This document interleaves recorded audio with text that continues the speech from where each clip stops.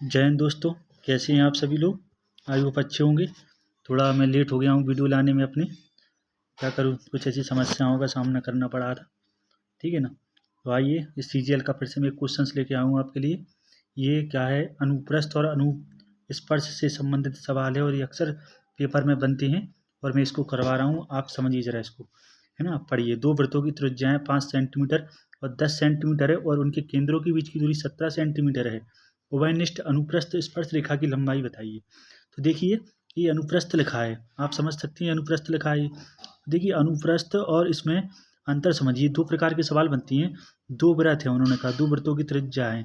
एक वृत्त की त्रिज्या है 5 सेंटीमीटर और एक वृत्त की इसकी 5 सेंटीमीटर मान लीजिए, इसकी 10 मान लीजिए। तो इसके केंद्र के बीच की दूरी कह रहा है, नहीं ये केंद्र और एक केंद्र के बीच की दूरी वो कह रहा है 17 है। तो कह रहा है अनुप्रस्थ स्पर्श रेखा की लंबाई। अनुप्रस्थ क्या होता है दोस्तों, ये होता है अनुप्रस्थ, ये अनुप्रस्थ होता है। यहाँ से बीच से लाइन लिखा ली जाए दोनों वृत्तों के बीच में क्रॉस करके, तो ये अनुप्रस्थ रेखा की लंबाई होता है।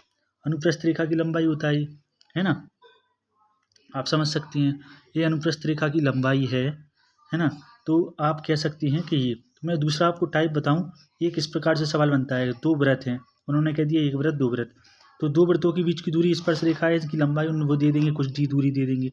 ठीक है, और इस अनुप्रस्थ नहीं, इसकी दूरी नहीं देंगे, केंद्रों के बीच की दूरी दे देंगे वो आपको। ठीक है, ये केंद्रों के बीच की दूरी इतनी है या कितनी भी, और दो वृत्तों की त्रिज्या दे देंगी और ये हमसे स्पर्श रेखा की लंबाई पूछ लेंगे।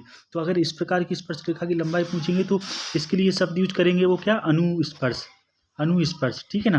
देखिए हमारा सवाल तो क्या दिया है उन्होंने, हमारा सवाल उन्होंने क्या है, अनुप्रस्थ। तो अनुप्रस्थ के लिए क्या होता है, आइए करते हैं।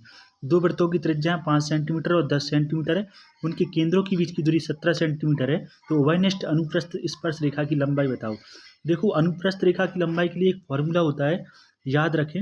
रूट के अंदर डी स्क्वायर, डी स्क्वायर क्या होता है, डी क्या होता है, डी ये डिस्टेंस यानी दूरी होता है जो 17 दी है उनने, minus x R1 plus R2 का होल स्क्वायर, यानी दोनों त्रिज्याओं का होल स्क्वायर हुआ, R1 प्लस R2 का होल स्क्वायर पूछ रहे हैं वो।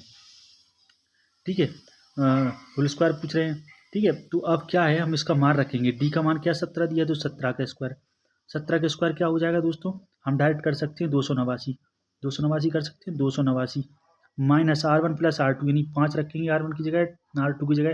दूसरी त्रिज्या 15 10 है, तो 10 5 15, 15 का स्क्वायर हो जाएगा क्या, 225। अब 289 में से 225 जाएगा तो कितना बचेगा, अपना 64 बचेगा। और ये किसके अंदर है, 64 रूट के अंदर है। रूट से बाहर निकलेगा 64 तो 8 हो जाएगा, तो 8 अपना आंसर है। तो दोस्तों इस प्रकार के सवालों में हमें क्या है, इस तरीके से करना पड़ता है। और अगर स्पर्श पूछा जाए तो डी स्क्वायर ही रहेगा रूट के अंदर, ही अपना जहाँ जो कहता है जी रहेगा और माइनस ही रहेगा।